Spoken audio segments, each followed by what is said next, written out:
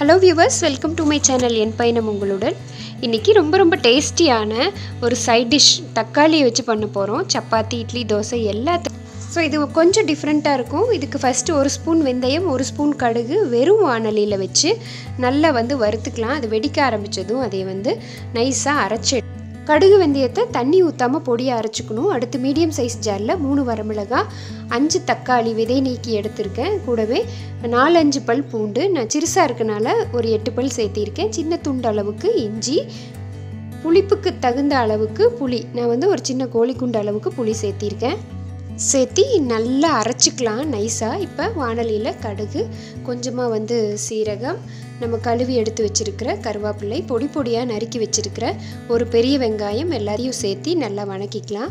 பெரிய வெங்காயம் இப்போ வணக்கும் போது கொஞ்சமாக நான் உப்பு சேர்த்திக்கிறேன். உப்பு சேர்த்தும் போது அது நல்லா வணங்கிரும்.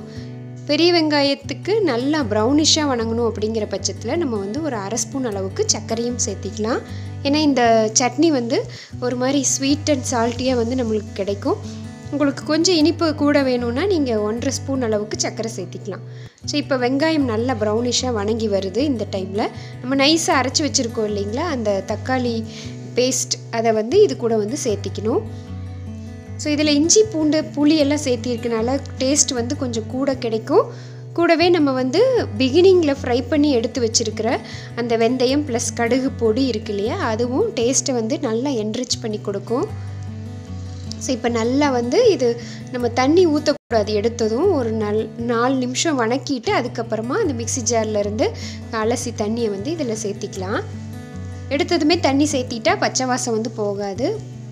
ஸோ இதுக்கு குக்கிங் ஆயில் நீங்கள் ஆர்டினரி ஆயிலோ எது வேணால் சேர்த்திக்கலாம். தேங்காய் எண்ணெய் சேர்த்தினிங்கன்னா ரொம்ப டேஸ்ட்டாக இருக்கும். இப்போ மீதி தேவையான அளவு உப்பை நான் ஆட் பண்ணிக்கிறேன்.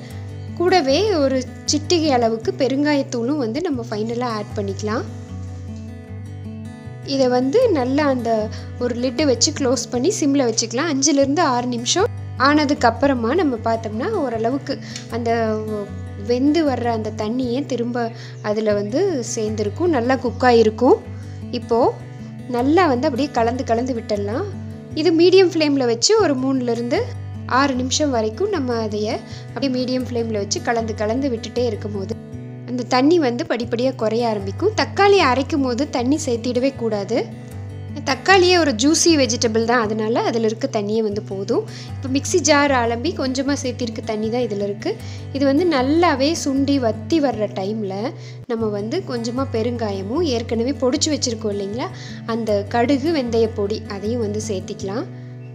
ஸோ இது பார்க்குறதுக்கு தக்காளி தொக்கு மாதிரி இருக்கும், ஆனால் இது தக்காளி தொக்கு கிடையாது. இஞ்சி, பூண்டு எல்லாமே சேர்த்தி இருக்கிறதுனால ஒரு மசாலா டேஸ்ட்டோட ஸ்பைஸியாக நல்ல ஒரு டேஸ்ட் கிடைக்கும். இந்த அளவுக்கு வத்துற வரைக்கும் நம்ம விட்டுட்டு நல்லா கெட்டியானதுக்கப்புறமா, அதாவது ஒரு ஜாம் கன்சிஸ்டன்சி வர்ற டைமில் ஆஃப் பண்ணிக்கலாம்.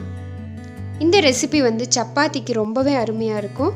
இட்லி, தோசைக்கு அதை விட ரொம்ப பிரமாதமாக இருக்கும். நிச்சயமாக இதை ஒரு தடவை ட்ரை பண்ணி பாருங்கள். இஞ்சி, பூண்டு சேர்த்திருக்கனால டேஸ்ட் கொஞ்சம் டிஃப்ரெண்ட்டாக இருக்கும்.